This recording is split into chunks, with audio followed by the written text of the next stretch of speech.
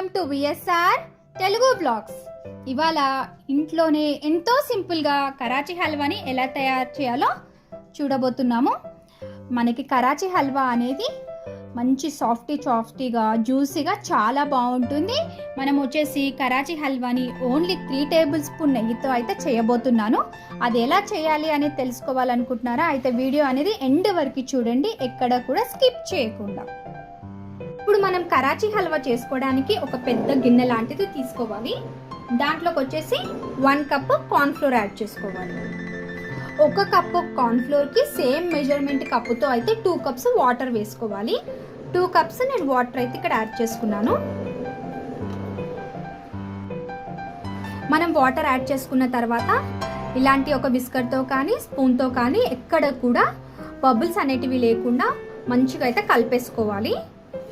And మా ఛానల్ని ఎవరైనా ఫస్ట్ టైం చూస్తున్నట్లయితే ప్లీజ్ అండి ఛానల్ని సబ్స్క్రైబ్ చేసుకోండి, ఫ్రెండ్స్ అండ్ ఫ్యామిలీ మెంబర్స్కి షేర్ చేసేయండి.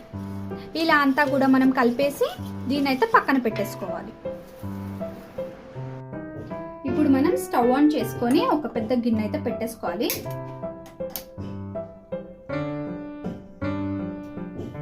మనం దీంట్లోకి కూడా సేమ్ కప్పుతో అయితే 2 కప్స్ వాటర్ వేసుకోవాలి. మనకి మెజర్మెంట్ అనేది ఖచ్చితంగా ఉండాలండి, లేకపోతే మనకి కరాచీ హల్వా అనేది మంచిగా రాదు. అది ఎలా వస్తుందంటే గట్టిగా అయిపోతుంది. 2 కప్స్ వాటర్ వేసుకోవాలి. 2 కప్స్ వాటర్కి 1 కప్ సేమ్ మెజర్మెంట్ వచ్చేసి షుగర్ యాడ్ చేసుకోవాలి. మీరు షుగర్ కొంచెం ఎక్కువ తినాలనుకుంటే ఒక 2 to 3 స్పూన్స్ ఎక్కువ యాడ్ చేసుకోండి. మనకి షుగర్ మెల్ట్ అవ్వడం స్టార్ట్ అయిన తర్వాత మనకి దీనికైతే ఎలాంటి పాకం అయితే అవసరం ఉండదు. మనకి సేమ్ టెక్స్చర్ వచ్చేసి గులాబ్ జామ్కి పాకం ఉంటుంది కదా, అలా వస్తే సరిపోతుంది. ఇంకొక 2 సెకండ్స్ అయితే మనం వెయిట్ చేద్దాము. మనకి పాకం రావడానికి ఇంకా 2 to 3 మినిట్స్ అయితే టైం పడుతుంది. అంతలోపు ఒక ప్లేట్ తీసుకొని ఆ ప్లేట్ పైన ఒక 1/2 స్పూన్ నెయ్యి అయితే వేసుకొని నేను టోటల్గా ప్లేట్కి అయితే అప్లై చేసుకుంటున్నాను. మనం ఎడ్జెస్కి కూడా అప్లై చేసుకోవాలి. మీరు కావాలంటే ఇలా ప్లేట్లో అయినా చేసుకోవచ్చు, లేదా బౌల్లో అయినా చేసుకోవచ్చు. కానీ ఎడ్జెస్కి మాత్రం నెయ్యి రాయడం అస్సలు మర్చిపోకండి. ఇలా అప్లై చేసుకున్న తర్వాత దీన్ని అయితే మనం పక్కన పెట్టేసుకున్నాము. ఇప్పుడైతే మనం పాకంని ఒకసారి టెస్ట్ చేద్దాము. మనకి ఇది స్టార్టింగ్ అన్నమాట, పాకం రావడం స్టార్ట్ అయ్యింది. సో మనం ఇప్పుడైతే మనం ఫ్లేమ్ని చిన్నగా పెట్టేసుకొని మనం ముందుగా కలిపి పెట్టుకున్న కార్న్ ఫ్లోర్ మిశ్రమం ఉంది కదా, అది డైరెక్ట్గా వేయకుండా ఒకసారి అయితే కలుపుకోవాలి. ఎందుకంటే ఇది వచ్చేసి కార్న్ ఫ్లోర్ అనేది అడుగున పోతుంది. ఒకసారి ఇలా కలపడం వల్ల మళ్ళీ ఒకసారి అంతా కలిసిపోతుంది. కలిసిపోయిన తర్వాత స్లోలీ అయితే ఈ పాకంలో యాడ్ చేసుకోవాలి.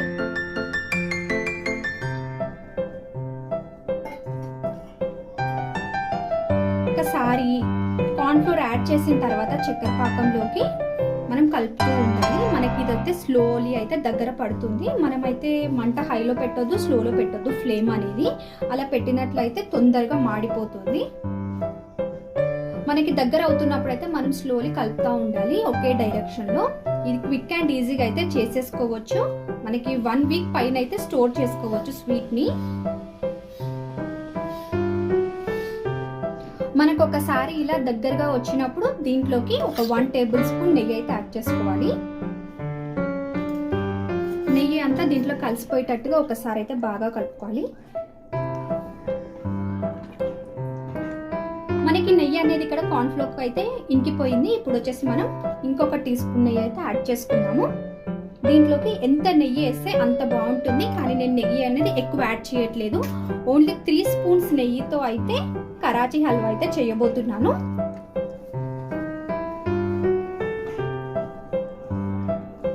మనం కరెక్ట్గా క్వాంటిటీ వైజ్గా చేసినట్లయితే పర్ఫెక్ట్ మనకి స్వీట్ షాప్లో దొరికే కరాచీ హల్వా అయితే ఇంట్లోనే తయారైపోతుంది.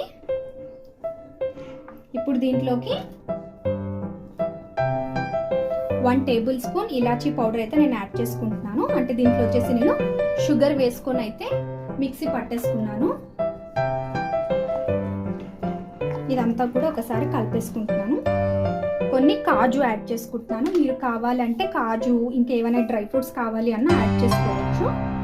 మనం దీంట్లోకి లాస్ట్ ఇంకొక టీ స్పూన్ నెయ్యి అయితే యాడ్ చేసేసుకుందాము. టోటల్ 3 టేబుల్ స్పూన్స్ గీతో అయితే మనం కరాచీ హల్వా అయితే తయారు చేసేసుకోవచ్చు.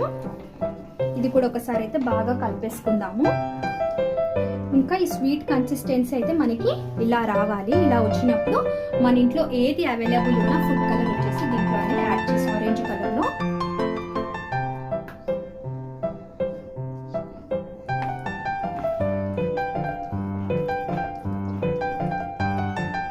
ఇదంతా మంచిగా మిక్స్ అయ్యేటట్టు ఒకసారి అయితే కలిపేసుకోవాలి.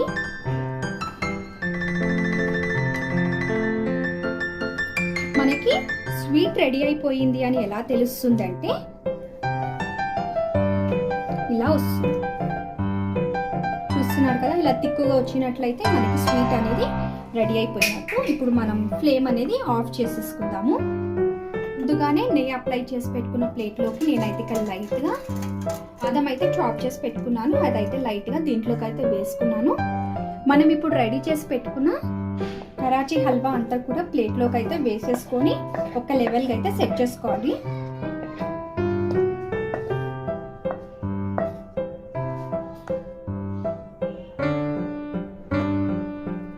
ఒక లెవెల్కి వస్తే సరిపోతుంది మనకి.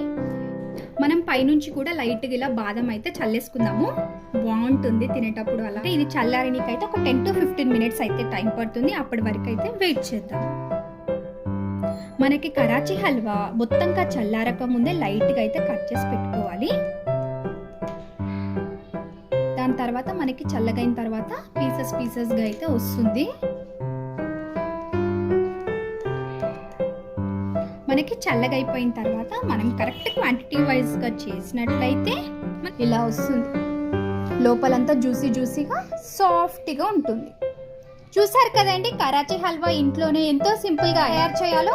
మా వీడియోస్ కనుక మీకు నచ్చినట్లయితే మా ఛానల్ని లైక్ చేయండి, షేర్ చేయండి, సబ్స్క్రైబ్ చేసుకోండి. పక్కనే ఉన్న బెల్ ఐకాన్ని ట్యాప్ చేయడం అయితే అస్సలు మర్చిపోకండి. Thanks for watching.